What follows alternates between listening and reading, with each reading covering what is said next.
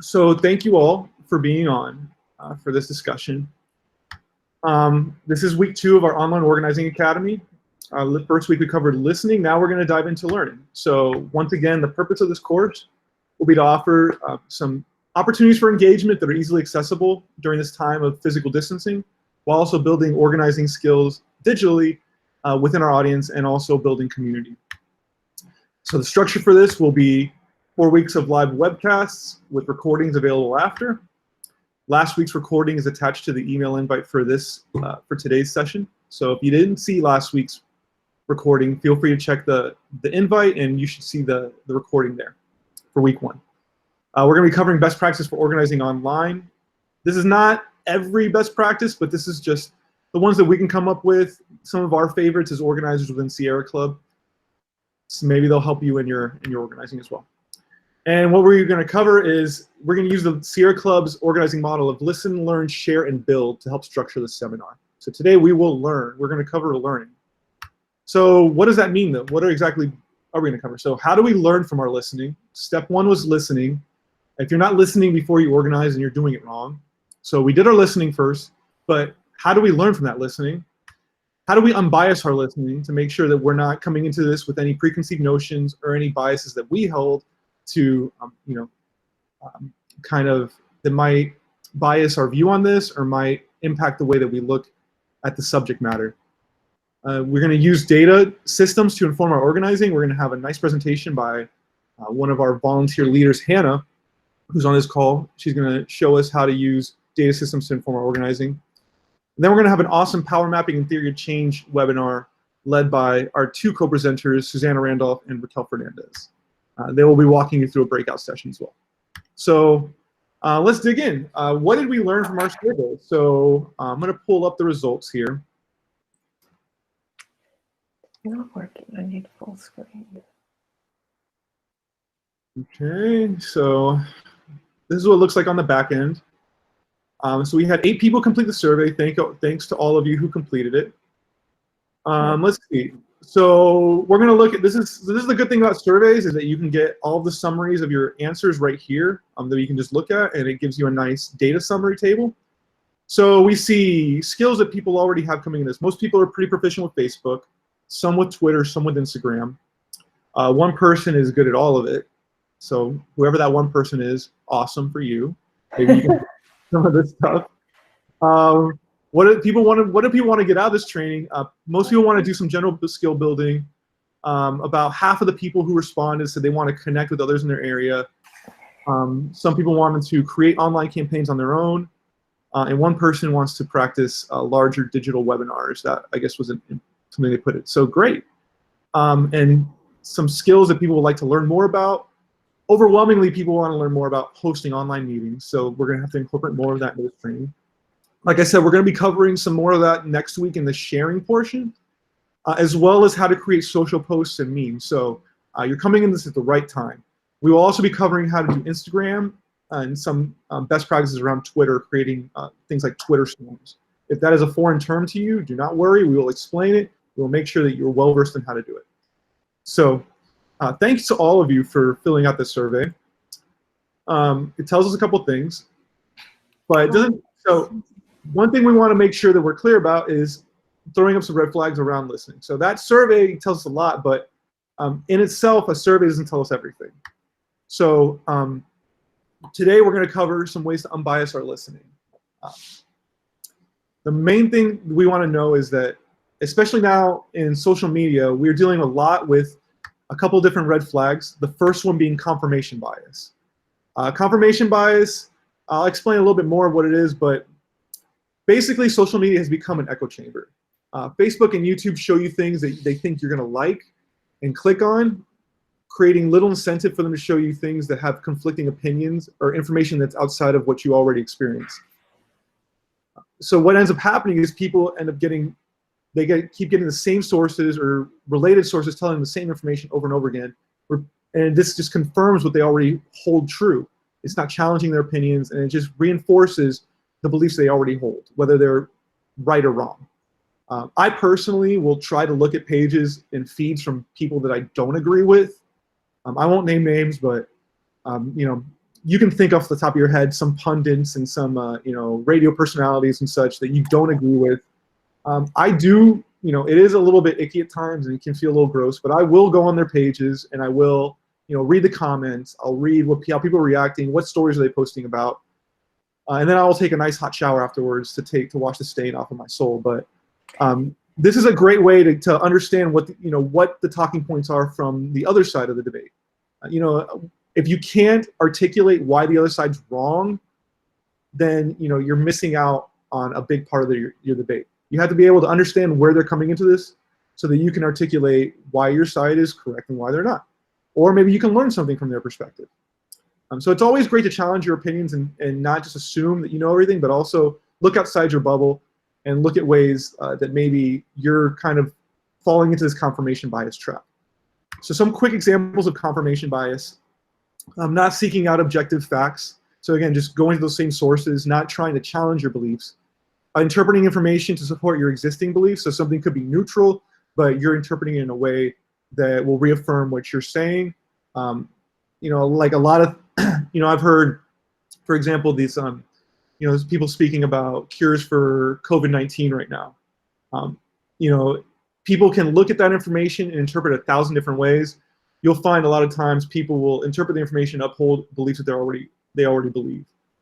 So be on the lookout for that. Don't just assume if someone's saying something and they're citing a source that they're interpreting that source correctly. Dig into the source and find out is what they're saying actually matching up with what the source is saying.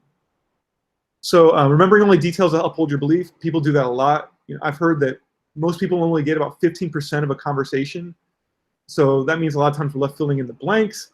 So a lot of times people will just pick out the parts of that conversation that uphold what they already believe, leaving out the details that aren't relevant for them in their mind.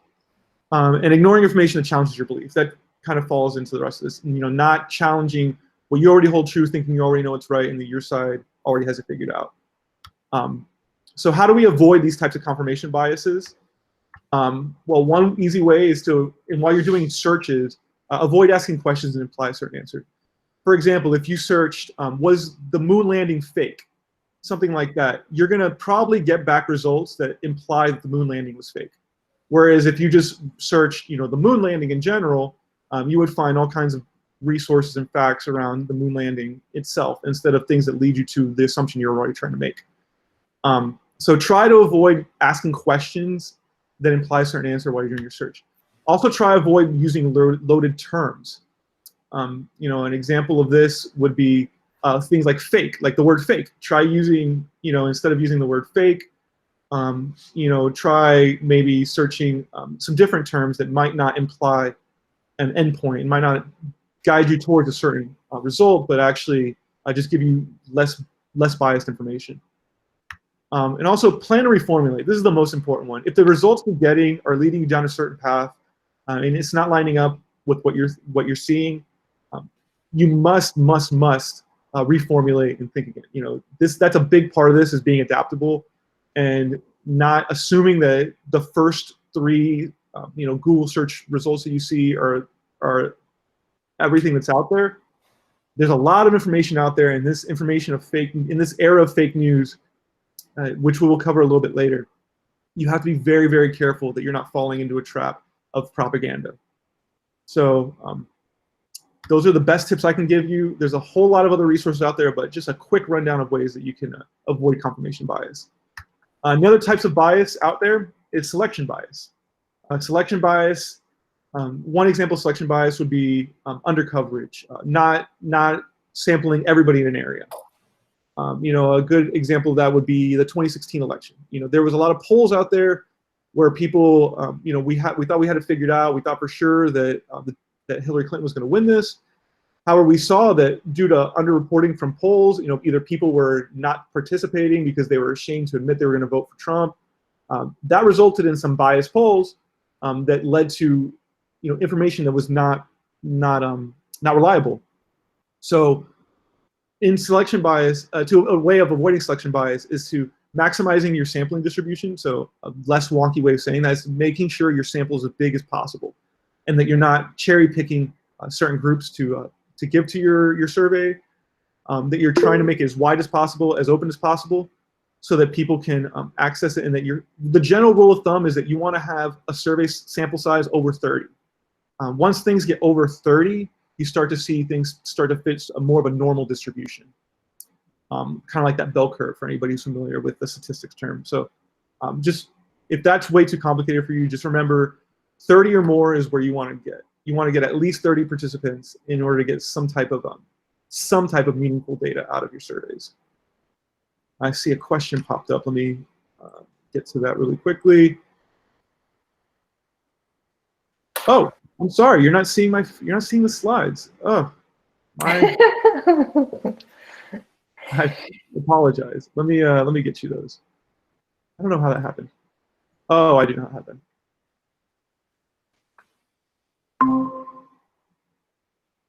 Okay. Apologies. Okay, is that better now? Okay, I'm seeing some nods. So, let's see. Basically, I was just covering, these are examples of confirmation bias. And as we were talking, ways to kind of get away from confirmation bias, kind of unbias your search results. Avoid asking questions, avoid loaded terms, make sure that you plan to reformulate. Diving into selection bias, as I mentioned, you want to make your sample size as big as possible to avoid selection bias. There's a lot, there's whole courses out there. You can literally get a degree in ways to avoid bias. I'm not going to give you the full rundown because I honestly don't have all that information, but the best advice I can give you is make sure you're making your survey sample size as large as possible. Implicit bias. This is the most important one, I think, for us to focus on today. It doesn't get talked enough about, and to me, this is the one that kind of is constantly present in our everyday life. Implicit bias means people don't always say what's on their mind. They might be unwilling or they might be embarrassed. One example is if we went and asked 1,000 people, do they smoke a pack of cigarettes a day?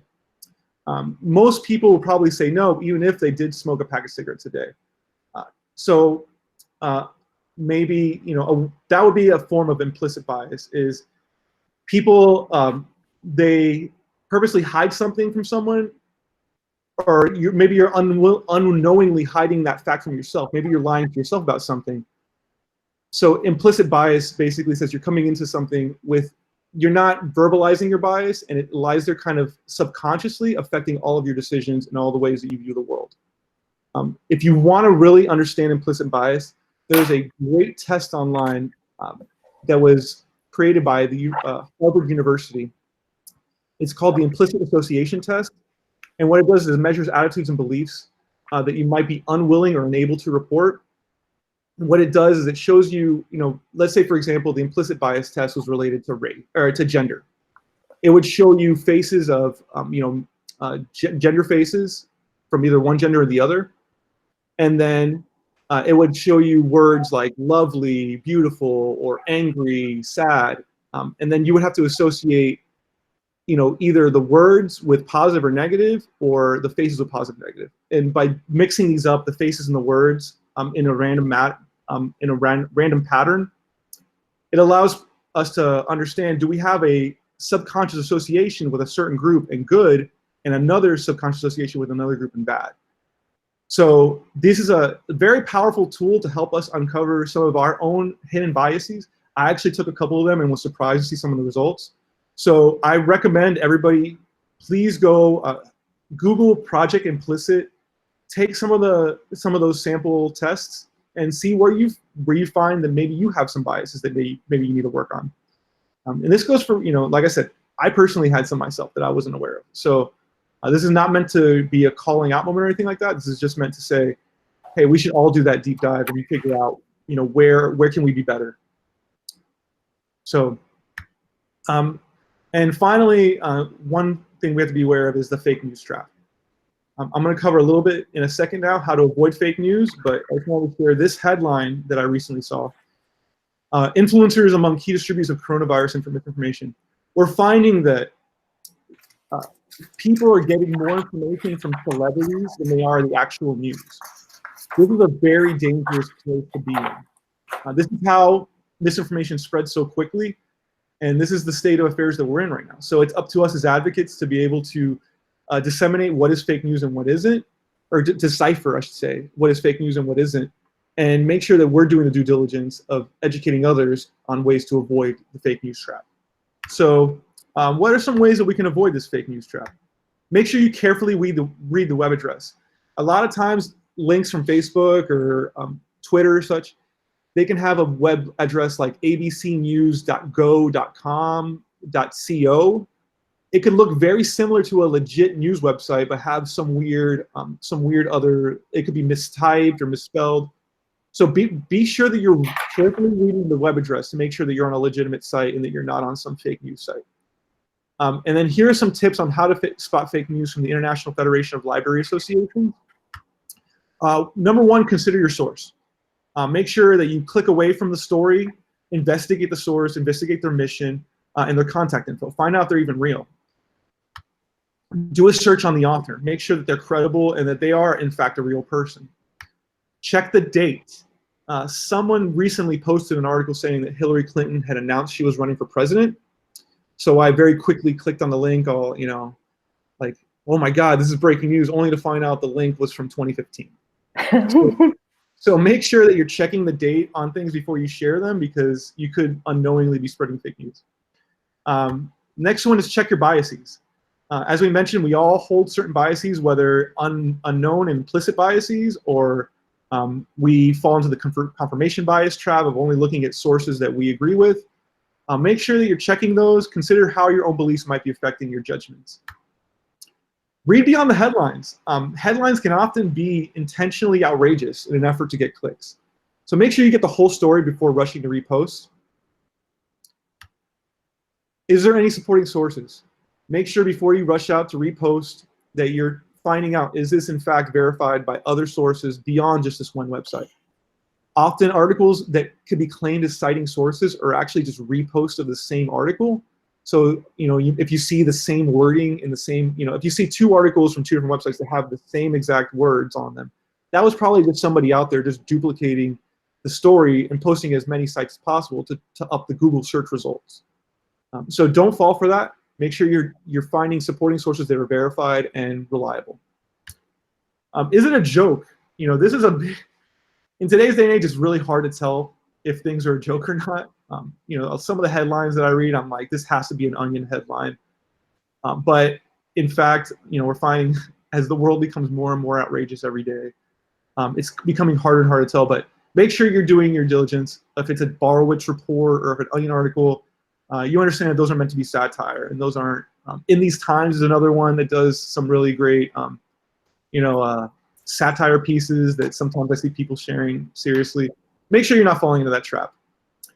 And finally, ask the experts. If you know any doctors or people in the medical field, and you're looking for facts around COVID or you know, the current pandemic that we're going through, make sure you're asking experts first before you go to the social media platforms and start taking things as gospel. If you find something that challenges your beliefs and you want to fact check it, I would, you know, highly recommend talking to an expert first before sharing that information. So, learning from our first round, we already did that. We looked at our survey, but what are other ways that people can, as advocates, after we've done our first round listening, what are some steps that we need to take to make sure we're listening correctly? Check with emerging themes with the coalition partners. So we're about to do a little bit of that in a breakout session. But whenever you're organizing, you know, and you start to come to some conclusions, make sure that you're gut checking those with your advocate partners. You're not just running out and assuming that you have it all figured out. See if those conclusions you're coming with line up with what your partners are experiencing on the ground. A lot of times data can be incomplete. So make sure that the lived experience is what you're going off of first, and you're making sure that that lines up with any data or any research you're collecting. And hopefully at this point we're getting a consensus. So, but if not, then we're going to revisit round one and do a deeper dive. So at this point, we will be doing that deeper dive. So right now, we're going to be doing some breakout sessions. I know that we have a lot of people here from the Tampa area. So not all of these will be equally broken out. I apologize, but for this purpose, we want to make sure that we're getting people breaking out by region, so that if you did want to work together, after this webinar, you have the opportunity to get to know each other better. So what we have here is some call-in numbers. If you can call into the phone number that corresponds to the region that you're calling in from.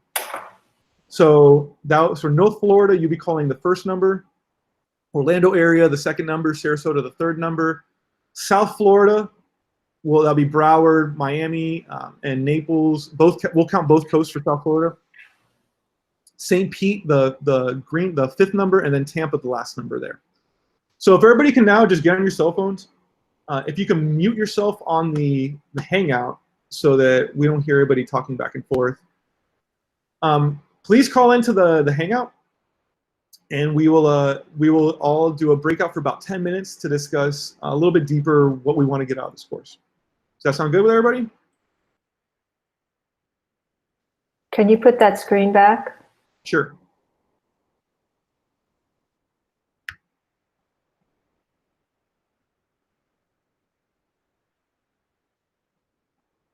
Okay, so it is 1:52 now. We will reconvene, let's say, at 2 o'clock to dive back into the webinar. But for the next 8 minutes, if you could just jump on those phone calls and. Gonzalo, I don't see the number. Is it the one that people use when they call in directly? The area code 302? So on the breakout session. So on the PowerPoint, presentation. On the PowerPoint, you should see a list of phone numbers there. Well, I don't see that. PowerPoint, meaning, oh, the original one. Yeah, the presentation we're presenting off of.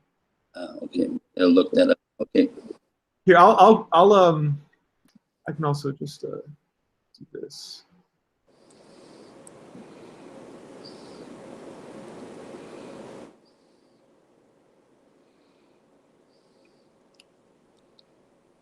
Okay. So if anybody has any issues getting in there, just let me know, and I can kind of coach you through it. But all right, for the next 7 minutes, let's just let's talk amongst ourselves.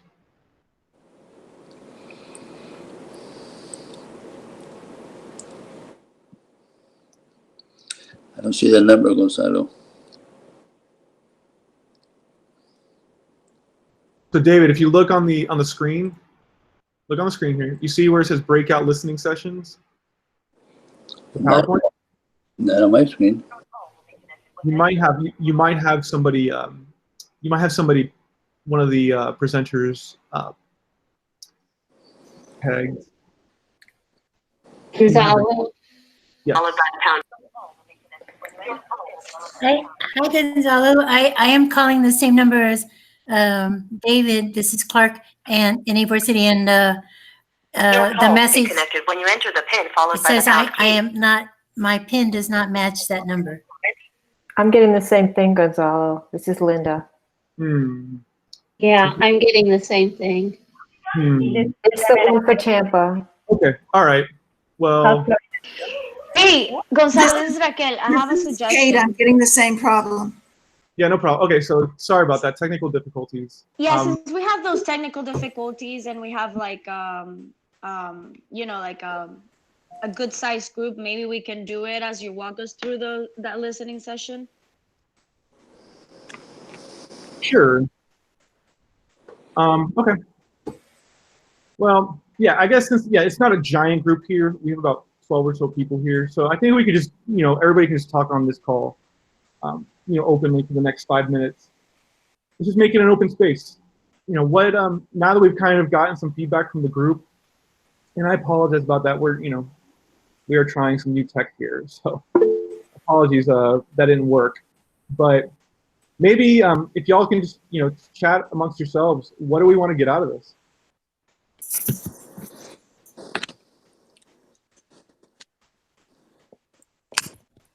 Out of what specifically?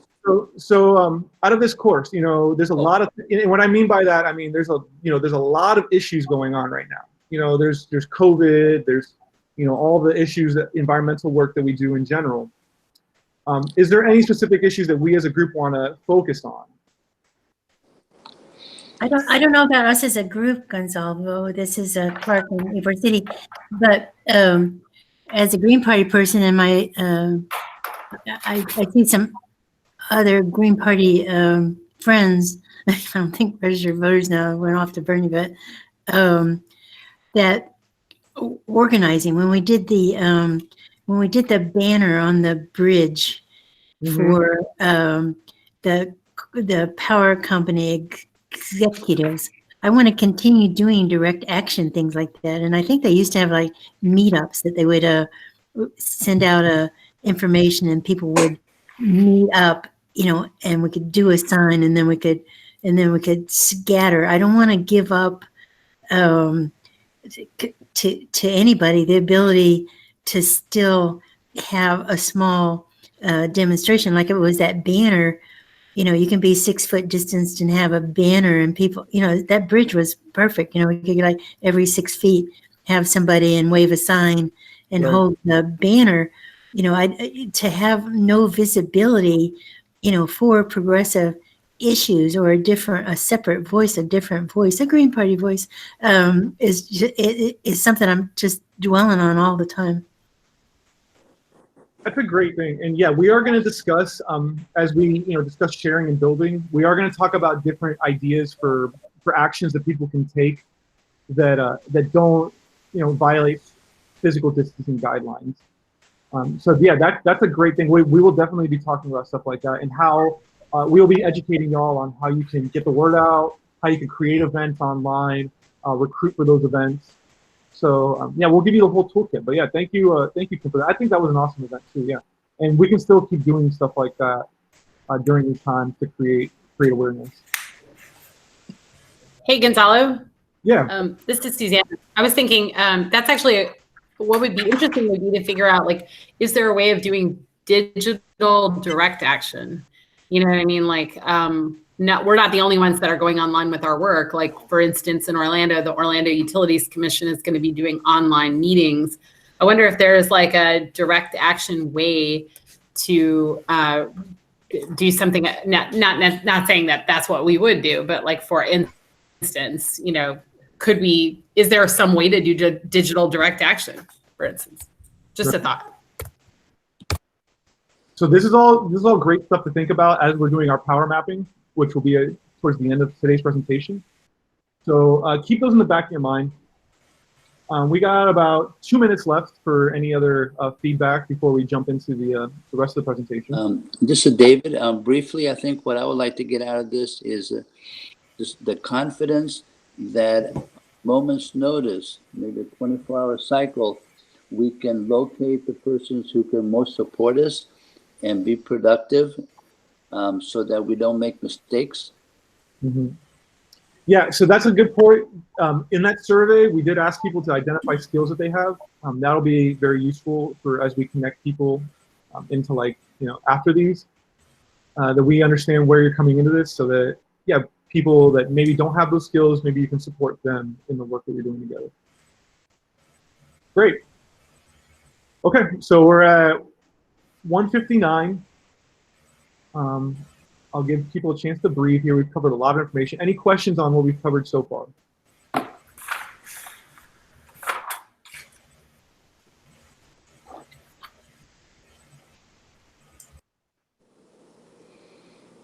Okay. Well, with nothing. I wanted to comment on my comment. I said meetups, but what I was thinking of was flash mobs. Somehow they got the information and they flash mobbed. So I'd like us to get our information and flash mob. But when we're there, we stay 6 feet apart. That we do that part, but we're there or with our signs somehow. Like Suzanne said, we have gotten that information out to each other. I will continue. I haven't done it yet, but I will continue to hold a sign on a corner. I haven't been there in the last couple of weeks, but the Peaceniks I hang out with over in the St. Pete, they protest Wednesday weekly for peace at a corner in St. Petersburg, and then they would come over on Tuesdays by the federal courthouse, and we had many issues to speak to to Marco Rubio, and the leaders over there have decided not to with social distancing. But if you have one person on each corner with a sign, you have a presence and you're 6 feet away from each other. And we could also be like in front of City Hall or in front of Tico, but and I never was part of a flash mob, but through that flash mob meetup vehicle, so maybe because David and John are older like me, maybe because we're older, but I like going and waving a sign and yelling stuff, when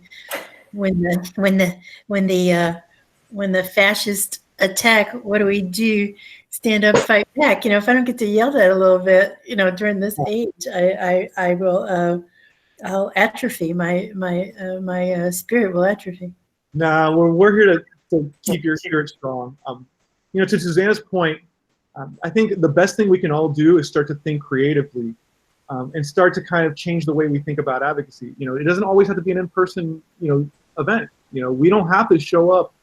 It's great for solidarity and community building to always be in person, to see each other and all that. But in these times, we can adapt and we can still create a lot of commotion, a lot of momentum through doing things online. So I think that's creating online flash mobs is something we can discuss later. As we're going to be doing Twitter storms, which is kind of a similar tactic. But this is things we can take that feedback and start thinking about as a group. How do we want to mobilize online? So that's great feedback. Thank you for that. Okay, so it is we've passed 2 o'clock, so I will jump into the presentation. Thank you all who were on the pre-webinar call, and thank you all who stuck around for the main presentation. So at this point, I'm going to turn it over to Hannah Anton, who is our lead volunteer for Voter Access Network. She's also a UCF student and one hell of an organizer in her own right. So Hannah, if you don't mind sharing your screen. Yeah.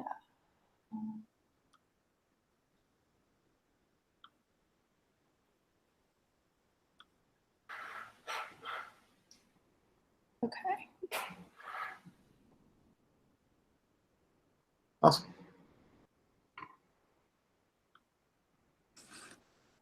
Okay, I've never used this, so let me know. Is this working? Can you see the? Yeah. We're good. Okay. So hi everybody. Like Gonzalo said, my name is Hannah. I'm a UCF student and a Sierra Club volunteer. So today I'm going to be teaching you a little bit about Vote Builder, or VAN, which is a great tool for collecting data when you're organizing with a large group of volunteers and organizers, so that all of your information is in one place. It's easy to access. So yeah, we're going to go ahead and get started. So this, when you go to votebuilder.com, this is the page that you'll see. So most people probably do not have an account yet, so I'm going to go over first how to set that up. So you'll click log in with Action ID here, even though you don't have one. You click this. Oh, we're logged in already. Okay. Well, this is what the front page looks like. Basically, to create an account, you just have to put in your email and some contact information. The biggest thing with VAN is it's a secure platform. So to access it, you have to get somebody from the organization has to give you access. So it can take a little while to get that, but if you're an active volunteer, it should be no problem to reach out to whoever your local organizer is for the Sierra Club or any organization to get access to that. So within VAN, I'm gonna start just by going over this homepage right here. So as you can see, just based on the sheer number of buttons, it has a lot of features. And it goes very, very in depth in terms of ways to input data, but also ways to utilize it. So today I'm just going to go over the basics of creating a list. Lists can be used for canvassing, phone banking, text banking. They're a way to take the people that you have in your campaign and split them up based on various demographics. So to create a list, you'll start on your homepage here and click on Create a New List. Like that. And then Forgive me, don't see anything. Am I missing something? Yes. David, yeah, your screen is not pinned. So you probably have one of the presenters pinned. If you click on in the right corner, there should be a tab that says People. Click on that, and then the first person that's listed, it should be the one you have pinned. Click on that to unpin them. Oh dear. Oh, How about, is it? It's because I had that tab open. Hold on. you're fine. No worries. We got it. Okay, cool. Can you see it now? Yes. Okay, so I will go back so you all can see that button. So this is the home screen. To create a new list, it's this button right here. It says create a new list. And then these are all the parameters that you can create lists by. So like I said, Van holds a lot of information and it can be a little bit overwhelming, but there are a couple that you'll use more often than the rest. Some organizations don't even input them all, but let's see. Okay, age, addresses, ethnicity, and let's see, volunteers are the ones that I have seen used most often.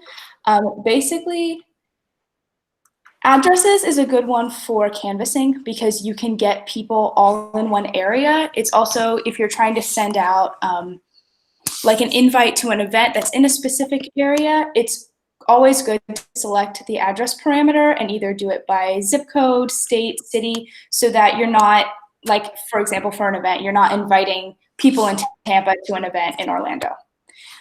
So for this example, we'll do, obviously, Florida. And let's do Tampa, since that's where most of you are from. Another way you can do it is by zip code. I'll just do the larger one there so we get more people. Another one that I use pretty often is age. What I found when you're working with volunteers, especially with phone banking, it's better to give a volunteer people in their own age group. So if you're working like with college students and you have younger volunteers, you'll give them the younger age group. If you have older volunteers, you can give them the older age group. So for this example, we'll do, okay, we can do 18 to 40. You can also, as you can see, it goes like really, really in depth. You can do it by like zodiac sign. You'll probably never use that, but it's all in here. Let's just go with those wide ones. You can also see it gives very like specific parameters. Walkable houses is a good one for canvassing, depending on what your list is going to be used for. But then you'll click Run Search. Okay, so this is a pretty big list. My parameters were kind of broad, but you can see here now all of the numerical information for this list. So it gives the number of contacts. So the Sierra Club has almost 2,000 contacts that fit those parameters. It also gives the number of phones, the number of doors, and then mailboxes. So obviously that would be for phone banking, canvassing, and then if you're trying to send out mailers, so you know how many you would need to reach this entire list. These buttons here would most likely be your next step. If you can create a phone bank based off of this list using this button right here, Calls. You can, Minivan is the mobile version of this website. It's an app that you can download on any smartphone, and it's great for canvassing so that while you have your volunteers or organizers going door-to-door canvassing, they don't have to write down the data that they're gathering on a sheet of paper and then bring it back to you. They can put it in the app and then it uploads automatically onto your organization's van. It's just an easier, more streamlined way to get data from canvassing. Let's see. Map is also good for canvassing. It'll just show you where everything is. So if you're trying to figure out if the list is something that could be canvassed, like is actually walkable or drivable within a short distance, you can do it that way. Split is a good tool if your list, like obviously this is a really large list. If you're trying to create something for a phone bank, 2,000 calls is probably more than something you would be able to achieve at a normal size phone bank. So you can split it into multiple lists. You do it based on numbers. So I can show you how to do this one. So if you click on split, you would split it into, okay, like a list of 50 phones. And then you would share into your folder. We can go ahead and do that. Now you'll have lists of 50 when you go to pull those, so that you're not giving one volunteer or one organizer so many people. So now you can see that here. It'll bring you up into your folder that you put it in. And you can see that each of these now, it's going to be a lot of lists. Yeah, 29 lists because I have a lot of people. Each of these lists now has about 50, or some have 51 because it wasn't even, I guess, phone numbers instead of the original. I think we were around 2,000. So here that is here. If you scroll down on this, you can search if you're looking for a specific person by name. It'll search the people in the list. And here's some basic information. So it'll start by giving you their name, address, any information that they have, phone number. They have a second phone number that'll show up here, and then their precinct. So if you're working with a campaign, obviously you would only be reaching people in your precinct or in your whatever the zone is, depending on the scope of the campaign. So now I will show you, go back to the home page. So this is, going back, this is the page that it brings up when you log in. So now if you want to go back to a list that you had made before, you would go to View My Folders right under Create a New List. This is my folder right here. And then here are all the lists that I've created in the past. So you access them by just clicking on the name. It'll be blue. You can also edit them. Here's an old one that I have. And you can see that it'll save all of your information. The last list that you access, so like now that this is the most recent list that I access, if you want to quickly go back to it from the home page, your most recent list is right here under Go to My List. So if you like log off and want to come back, that's the easiest way to get back to your most recent list. If you need to go to something that you saved, you would click on View My Folders. Now, the last thing I'll go over really quick is you can see up in the top left corner, there are actually two tabs, My Campaign and My Voters. The front pages look the same. The biggest difference is that My Campaign is going to be people that have interacted with your campaign and their data is in your specific organization's van. So My Voters takes data from voter registration forms. So it has all registered voters in there.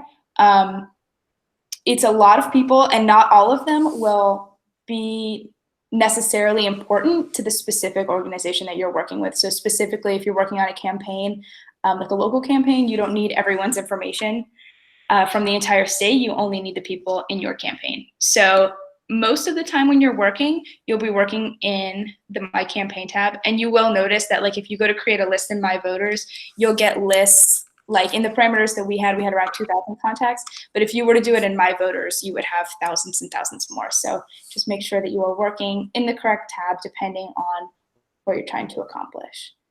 So are there any questions or anything? Let me see how. Okay, there we go. Does anyone have any questions that I can answer?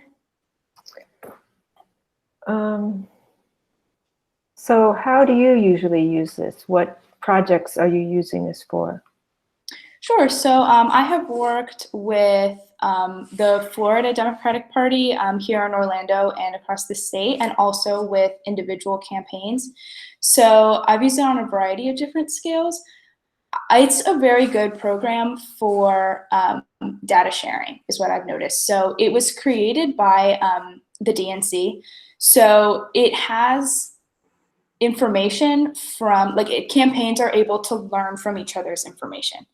Also, if you have a campaign that is spread over such a vast area that the organizers can't meet in person and aren't maybe working out of one office, it's a way for them all to share information through one system so that everything is in one place and nobody is duplicating the work.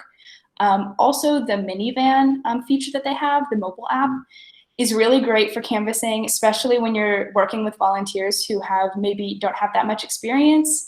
with canvassing, it's a very easy way to so that organizers don't have to then take information that you get from canvassing and put it into a system. It's just already there. So Minivan is like a whole nother training in its own, and it has also probably too many features for a mobile app, but it's very user friendly. So it's good for volunteers. Yeah, and I'll share a little bit now about how I use it in my organizing work. I'll just share my screen here. So just to give a quick example, thank you, Hannah. That was excellent, by the way. Props to you for that amazing presentation. So I'm going to create a new list here. Another thing that we like to look at here in Sierra Club is activist codes. And if there's like one particular field that you like to use more than others, you can always just star it here, and then that'll put it near the top for you. So for me, I like activist code, so I put a star next to it. In activist code, what that is that are they a member, or are they a supporter, or are they a former supporter? So for Sierra Club, the way we would define that, a member is somebody who is a dues-paying member currently, meaning they're up to date on their dues, they're an active Sierra Club member. A supporter is somebody who has taken action on any of our petitions or in-person events. They've either taken an online or offline action for us in the last 2 years. A former supporter is somebody who took action for us in the past but hasn't taken action for us in the last 2 years. So what I'm going to do here is I'm going to just look up members in a certain area. So I click on activist code, membership, member. I'm going to come down here to addresses. Let's say, we did this last year. We had a hearing in Riverview where we needed to turn out activists and volunteers in that area. So what we did was we said, let's send out a written letter to people within 5 miles of where the hearing's going to be. I think it was 33607 was the zip code. So, and one thing also to do here is if you want to preview your results, make sure your list is kind of the right size that you're looking for. You can click this button here. This will give you an estimate of how many people in that area. So, okay, so we got about 594 members within 5 miles of that area code. So I want to expand it though. I want to say, let's do not just members, but so I click on that little link there. I want to do members and supporters. So by clicking here, let me go back there. By clicking here on activist code, that gives me access to select multiple activist codes. So if I want to do members and supporters together, I can just click that, and then that'll give me both members and supporters. So with just members, we had 594 contacts. We expand that to members and supporters. Let's see. We got 3,390. So this is a good size list, but a little bit big for our sizes. So for our purposes right now. So I'm going to go back to just members. You'll understand in a second why. Let's go back to just members. Let's run that search. It was around 500 or so people. So we got our list here. Now what I did was I want to see where these people are at on the map. So you can click map, and then this shows you where all your members are at with regards to a certain location. So these are all of our members are within 5 miles of that 33607 zip code. So what I can do is I can go in here. I can say, hey, look, here's a nice chunk of volunteers here. Let's do some walking in that neighborhood, and let's talk to them.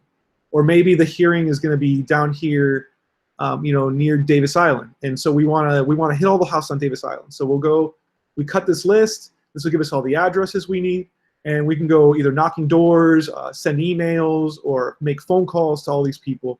This is a great tool to be able to map where your power is at, where you have support, where you have a bulk of membership, where maybe you have a lack of engaged supporters. So this is my favorite tool for organizing, is using this to kind of visualize where we have power, so we know where to focus our energy. So I hope that answered your question. So, okay, so moving on. Thank you for that, Hannah. That was excellent, by the way, if I haven't said that enough. So moving on, now that we understand how data can help inform our organizing and how we can use some of these data systems like Van to capture all this data and educate our organizing in a really intentional way, we're going to dive into what how our mapping and theory of change looks like using that data. So to do that, we're going to have the illustrious Susanna Randolph and Raquel Fernandez-Makarov present. So Susanna, if you don't mind sharing your screen, stop sharing mine there. Let's see if I do it right. Is this right? No. Hold on. Hold on. It's okay. Okay, let's see. Present. Okay. I promise I will get this one day. No worries. Present now. Here we go. I'm gonna do entire screen. There we go. Is that working? I don't see anything. Good Lord. Okay, hold on. Oh, there we go. I need to hit share.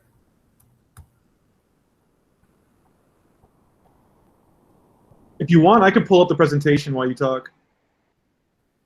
Let's see. How does that work? Does that work? No, still not seeing it. Oh, wait, there we go. Really? Now we go. Oh, there we go. Okay. Here we go. Perfect. And there. You see it? Good to go. And there. There we go. Do you see it? Yep, you're good. Okay, we're good. Okay. All right. Theory of change. We're going to talk a little bit about what is it and why do I need one for my campaign, or do I need one for my campaign? So there's a lot of different thoughts out there. So I'm presenting something which I think is a much more streamlined, simplified version to really help folks understand, like, how do you kind of put together, once you decide what the goal for your campaign is, like, how do you put together this theory of change to get to your goal? So that's what we're going to talk about. So setting up a theory of change is kind of like making a roadmap that outlines the steps by which you plan to achieve your goal. And one of the reasons why this is really important is making sure that everybody who's part of your campaign really understands where you're going.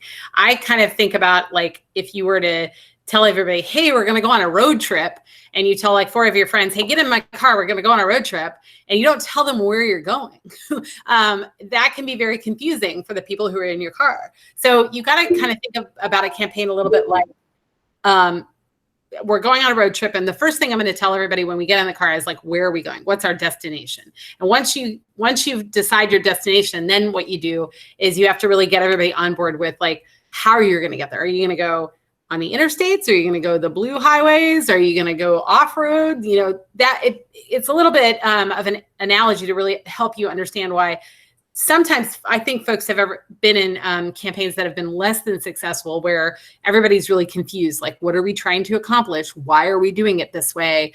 And I think that when you're not clear with those goals and how you're getting there, that's when people can get really confused about the campaign. So being clear from the get-go, not just on what the goal is, but how you want to get there and what you think your assumptions on getting there are, I think that's a very important thing.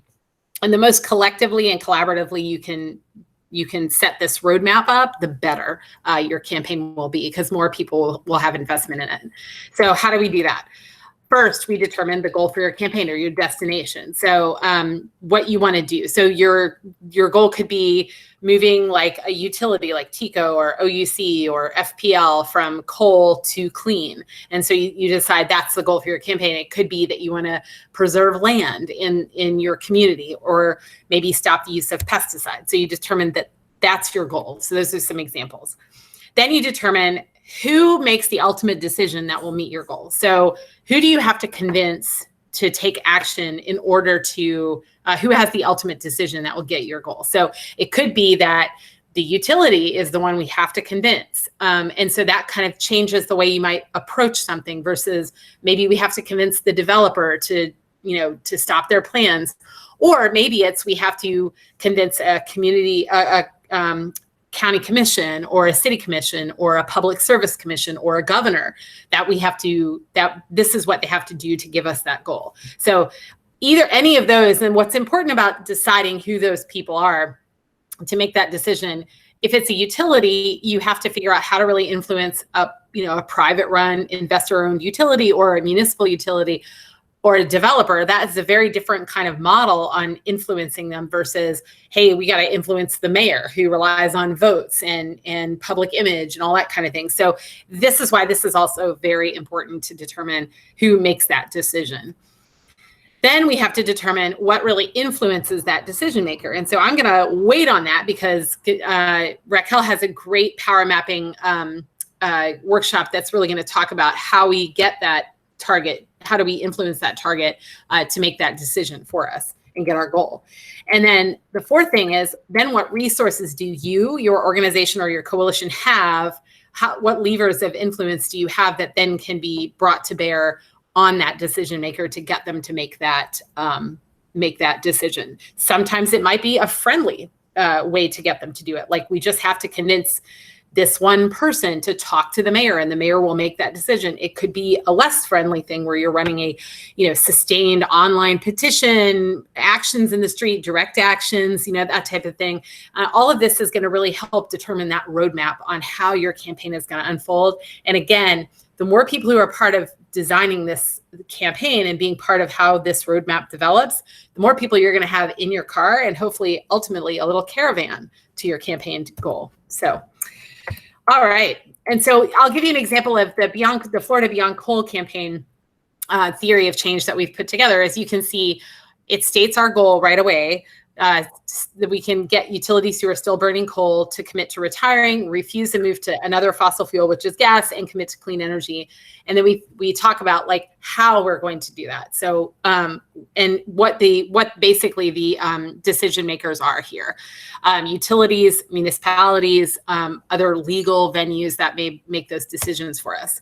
And because this is statewide, this is a little broader than normal, but this gives you a kind of sense of how we do it.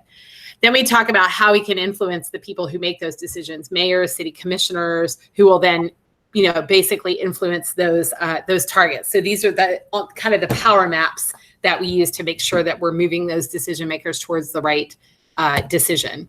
And then we talk a little bit about how, in the last two here, what basic resources we have that we can then bring to bear on those influencers and those decision makers to get to where we want to go. So I know it's a little bit long, but again, it's just an example of a state campaign that really kind of brings into play all of the utilities that we're dealing with. So that's just for our Florida Beyond Coal campaign. All right, so let's give an example. We wanted to put it on an even level playing field. So we didn't want to go with one utility over another, one city over another. So we're going to talk about how do we get the Easter Bunny and how do we get the Easter Bunny to make Easter zero waste? We figured this was kind of a nice, a fun thing. First, we determine our goal. So that would be, we want a zero waste Easter. Then we determine who makes the decision that will meet our goal. Well, it's this guy, it's the Easter Bunny. So that's an example of that's our decision maker. Then we determine who or what influences that decision maker. So you're just going to have to wait for Raquel's power mapping, which is fortunately up next. And then finally, we're determining what resources that we our organization have that will influence the decision maker. So this is an example. I'm not sure why BB-8's in there, but perhaps the Easter Bunny is a Star Wars fan. For sure, the chicks influence the Easter Bunny. So that's an example. And then on to power mapping.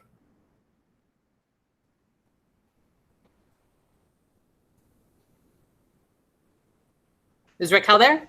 Yep. Yeah, I'm here. Awesome. Here, I'll share my screen if you want to, just Susanna, like keep on clicking through the screen. I can click if you want to tell me when to click, okay. I'll click. Yeah. Well, hello everyone. I'm really excited to see some familiar faces. It's really refreshing right now. So my name is Raquel Fernandez. For those of you that don't know me, I am organizing representative in Orlando for the Beyond Coal campaign. So I do the same thing that Gonzalo does, but here in Orlando, try to fill out those big shoes. So no pressure on me, no pressure. But so today we're going to talk about power mapping. And I want to ask some of you, have you ever heard of the term power mapping before? If you can G-chat it on the side. Have any of you ever used power mapping before?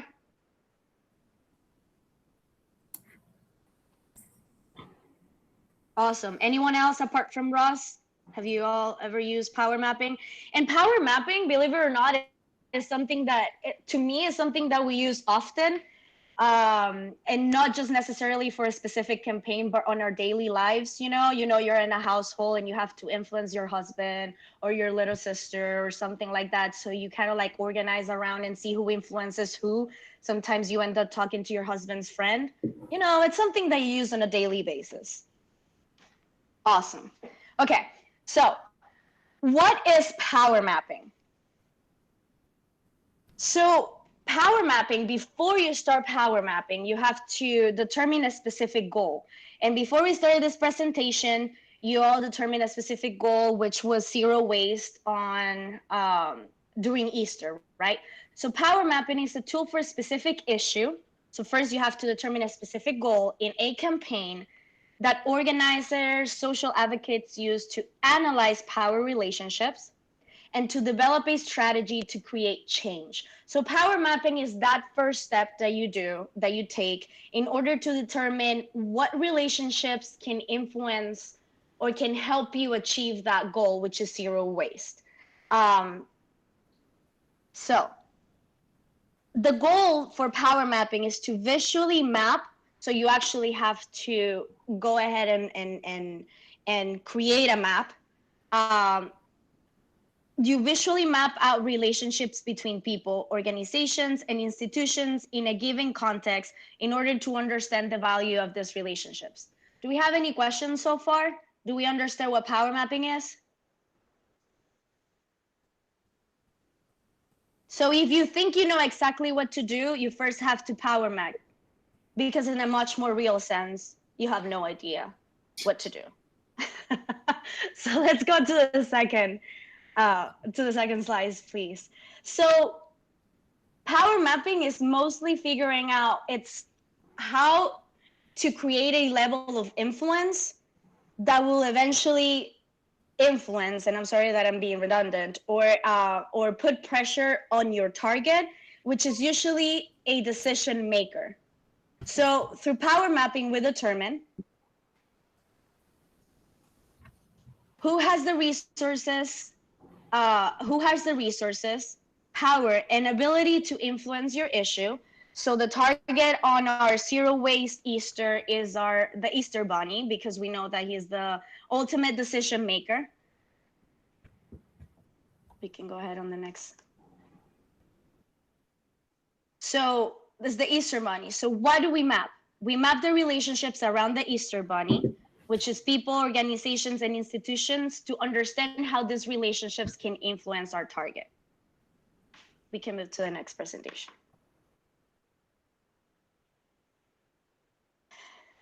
So before we go into this slide, I want to emphasize that power mapping is important because it reveals the avenues of influence available to our organization. So as Sierra Club, as Sierra Club volunteers, it reveals what paths we can take with our resources. And resources are also, well, I don't want to call our relationships resources, but the relationships that we have built through, through our organizing can help us achieve that goal. And again, I want to emphasize that if there is a specific target that we're trying to achieve when we power map. So why is power mapping important? A power map can help reveal the paths of influence an organization can use for a specific target. A target can be a person, organization, institution, etc., or your husband, like I said, or your sister. The method will allow you will allow your organization to see how your target is influenced and the connection between these influences. Sometimes you don't have a direct connection, but maybe one of your partners, or you're part of a coalition, one of your partners can help you influence that specific influencer that will influence your target.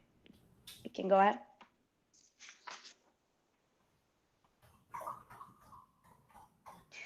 So before we dive into step by step, do we have any questions or concerns?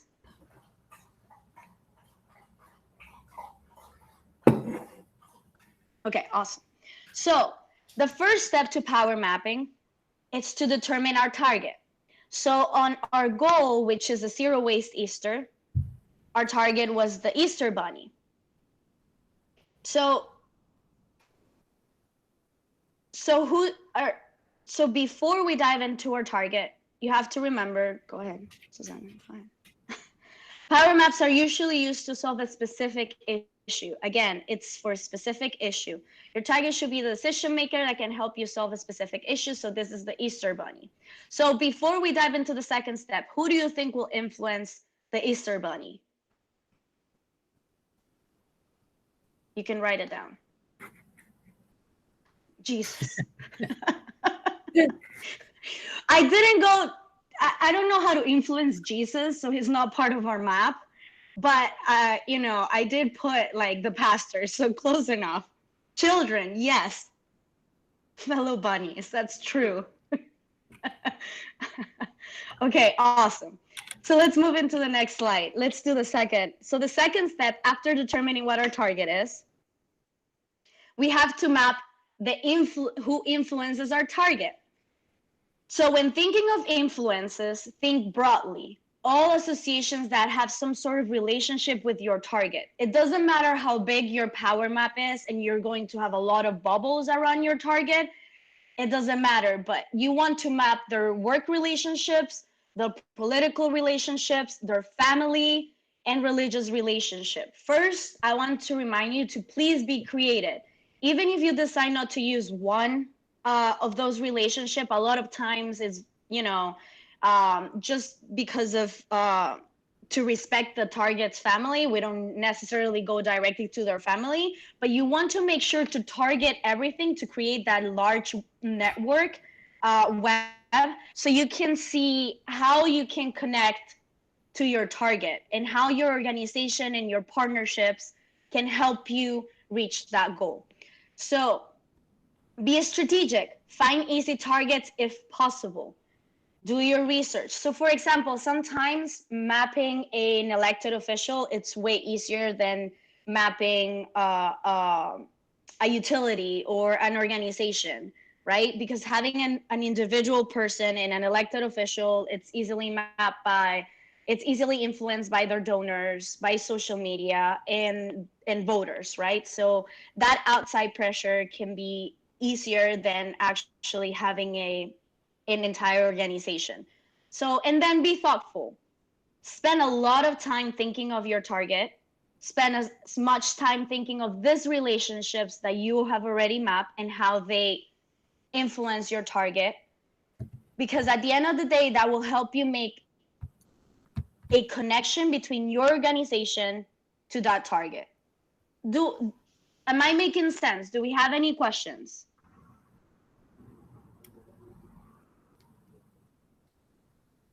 Awesome. So let's move to the next slide. So some of you said, you know, that children influence the Easter Bunny. So I created what I thought will influence the Easter bunnies. Russ said that Jesus influences the Easter Bunny, which is true. I just don't know how to influence Jesus. So I said the pastor of our local church might be the direct influencer into the Easter Bunny. The mayor of the town, a local newspaper, I'm pretty sure he is reason, yes. I'm pretty sure that, you know, the Easter Bunny can feel some heat and pressure from our local newspapers. Some of you said the candy industry, so I put down there Hershey's Chocolate Company. Again, this is not a preference. It's not that I love Hershey's chocolate. I'm just trying to, you know, put some companies out there. So, and the Easter Bunny's wife, right? I went ahead and I mapped his family side. And if we can expand a little bit more on that side, Susanna. So every one of these bubbles have its own level of influence as well. And this is why you can see that power mapping can be something very extensive. And I don't want to say complicated, but you can make a large power map. And the reason for it is how to go ahead and find the best avenue or best strategy to influence that Easter Bunny. I will explain Mrs. Claus on our next step. Why Mrs. Claus is there. So let's go to the third step. We're going to determine power lines between each relationship. So we went from the target to who influences our target. And now how do we connect to those influences, to those influencers, right? So after mapping your target's influences, go back and see if those influences also connect with each other. Even if some of the networks don't connect directly with your target, the connection to some of your target's influencers can give them a lot of weight. So the Easter Bunny's wife happens to be part of PTA, Parent Teachers Association, and happens to be part of a book club where Mrs. Claus and the Tooth Fairy attend to this book club. So they're really, really good friends. It just so happened that Mrs. Claus is also an activist on sustainability and zero waste, and she happens to be pushing Santa Claus to go also zero waste. So we know by a Sierra Club volunteer that also happens to be a member of that book club that Mrs. Club is a big influencer on the Easter Bunny's wife. And that's how, as you can see, the Sierra Club connects into the influencer, which is Mrs. Claus. Does that make sense so far? Any issues with that? Awesome. Let's move on into the next step. As you can see, power mapping can be very broad and very large. So you have to be strategic.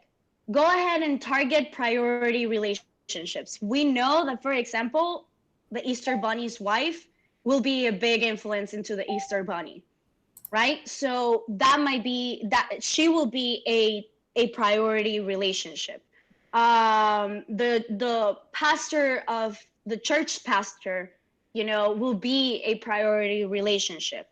So the inner bubbles that we created outside of that target tend to be the priority relationships. So you don't want to go ahead, since remember that a lot of times as organizations, we have limited resources and we have limited partnerships. We want to go ahead and think strategically so we can focus our resources and our time into one target or one avenue. So single out the relationships that have the most amount of influence on your target, power map those influences to see how you can get to them, and if your organizations has a direct connection. Like, for example, the Sierra Club had the Sierra Club volunteer that participated in that book club, and she is really good friends with Mrs. Claus, and we know that Mrs. Claus is a big sustainability activist that can influence the Easter Bunny's wife, therefore making it a straight shot into the Easter Bunny. Any questions? Are we liking so far are we understanding so far the power mapping bubble? Makes sense. Awesome. That's all I need for it to make sense. So if we can go ahead to the next slide. As we become experts, go back. Oh, pardon. Right. Sorry about that.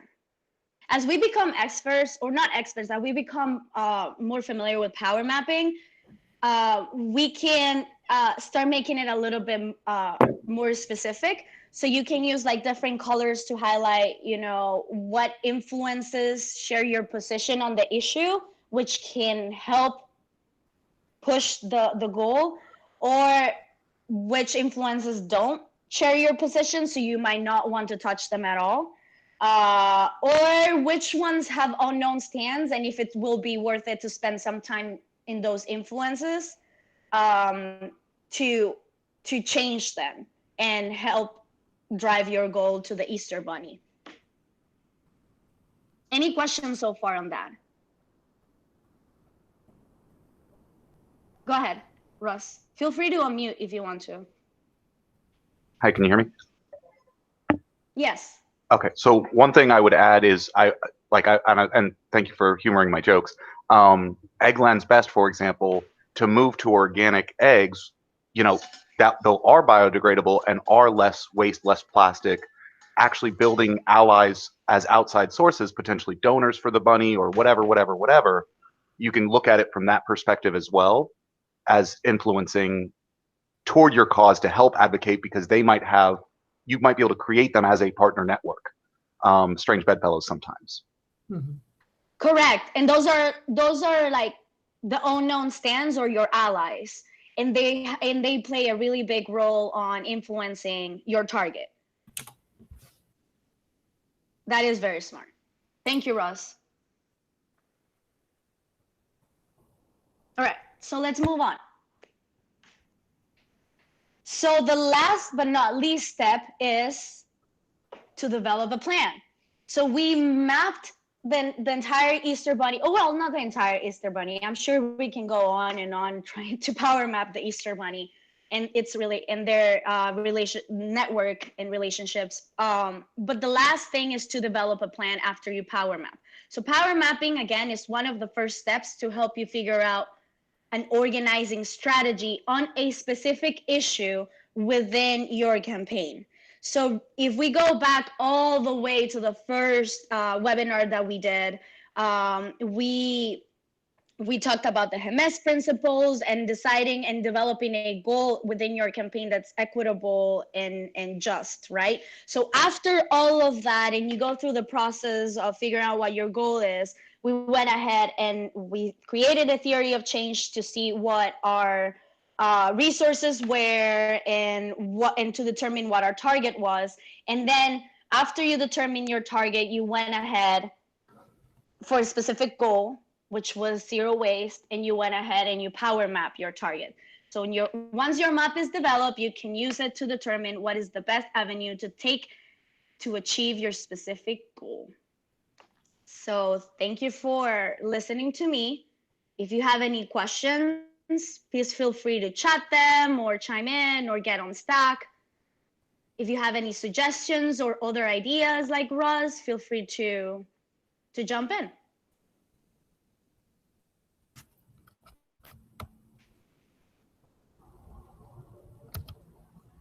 Thank you for that, Raquel. Yeah, Raquel, as she mentioned, she's out in the Orlando area. So if anybody would like to connect more with her and the work that she's doing, feel free to reach out. Her email is raquel.fernandez@sierraclub.org. Yeah, that was an excellent presentation. We have about 10 or so minutes before the 3 o'clock hour. So we are finished with the presentation for right now, so we can take this for an open Q&A section. Thank you. Or if you want to keep on power mapping the Easter Bunny to exercise that, I'm up for it. Whatever you guys want to do. The main goal we want to, I appreciate Raquel and Susanna doing this in a way that you don't have to come to this with a lot of knowledge. To kind of help us kind of go through this as an exercise to learn what power mapping is about. If you would like to do some more in-depth power mapping for your area, whether it's Tampa, South Florida, North Florida, Orlando, reach out to the respective organizer in your region. And we would love to connect with you to start thinking about ways to power map. And Gonzalo, if I could add one thing real quick, and I think Nina, who's on the call, hi Nina, was part of this last year, is thinking about just the difference between influencing a utility directly versus influencing a mayor or a governor. We, looked at what does TECO, for instance, last year really care about. Because of their limited footprint, they care about the Tampa area. So politicians like the mayor, county commissioners are going to loom large, even though they are not in and of itself an elected position. But the other thing that corporations or investor-owned utilities really care about, their constituents, so to speak, were shareholders.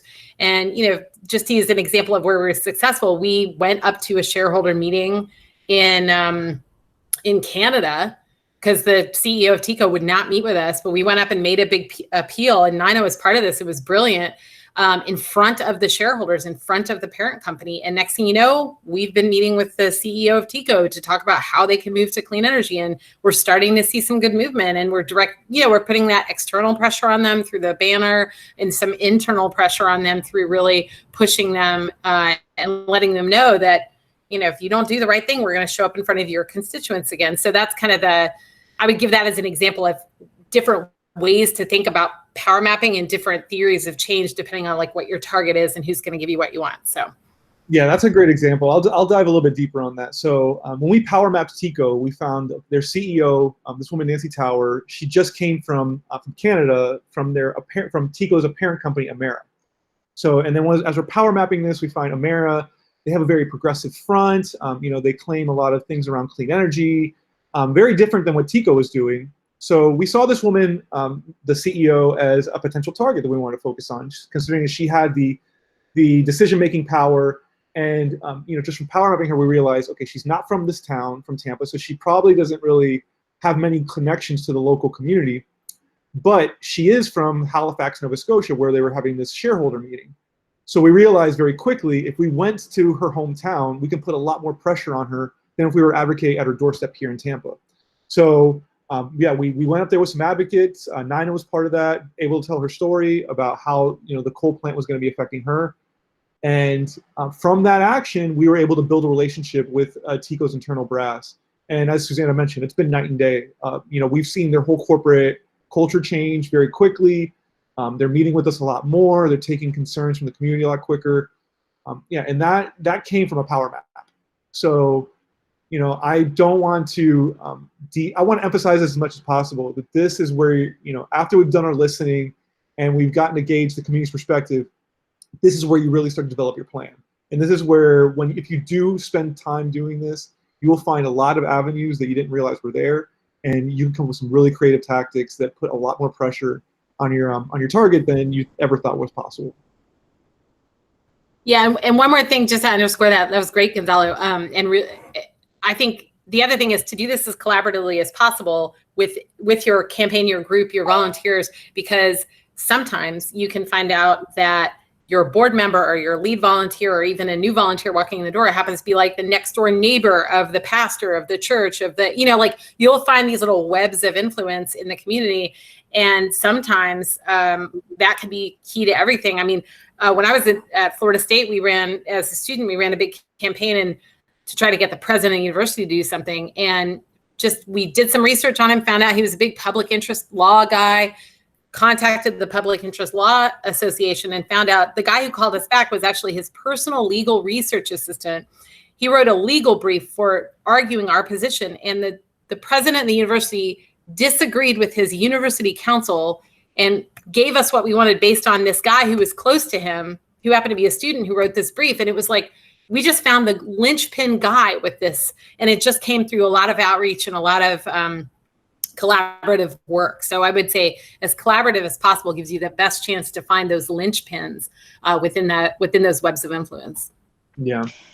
Yeah, if I can add again, a power map, it's a visual tool and it can be really, really big, but you want to make sure, again, to be thoughtful, to spend as much time as thinking of this influences and this relationship network, and do your research, because you will never know how you have that connection with the target, and part of it is, again, the work of an organizer is not alone. We always work with our partners.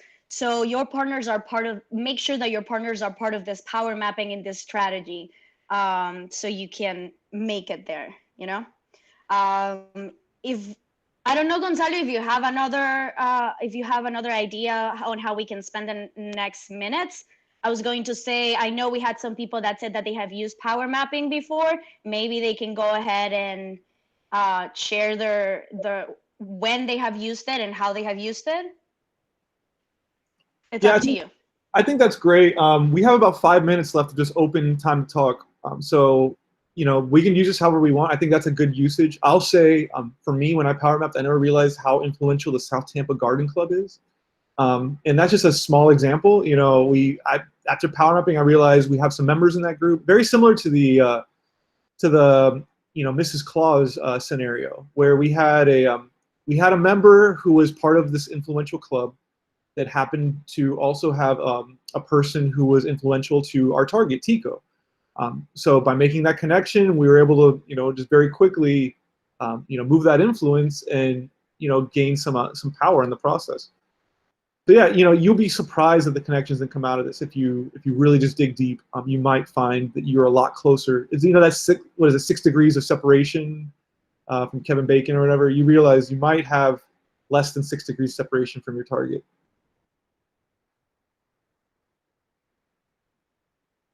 Maybe the tooth fairy has a business in there, The more amount of twos under the pillow, you want more chocolate out. You never know. That's why you power map. Yeah, and the unconventional allies thing is a really big one. I know that, for example, like in other places, we've seen, people you would never consider clean energy advocates, like libertarians, for example, in certain counties, being staunch leaders on this. And actually, you're seeing a movement of people that are against corporate neglect and corporate malfeasance, uniting with your typical environmentalist crowd. And it's creating huge power in places like Georgia, Texas. So the unconventional bedfellows mention that Russ put out there, I find that very, very helpful because you can find people that might share your stance, and you doing this power mapping kind of guides you in that direction.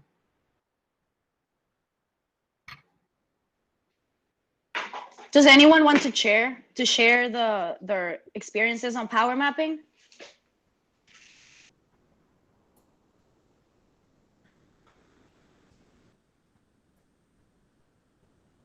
Well, I think that hearing silence sounds like everybody got what they needed out of this presentation. So thank you, everybody, for participating. We will be reconvening again next week at the same time to discuss sharing, how we take the lessons we've learned from our listening and our power mapping, and how do we create a campaign that then resonates with people? How do we create a message that is effective and gets people to move to action?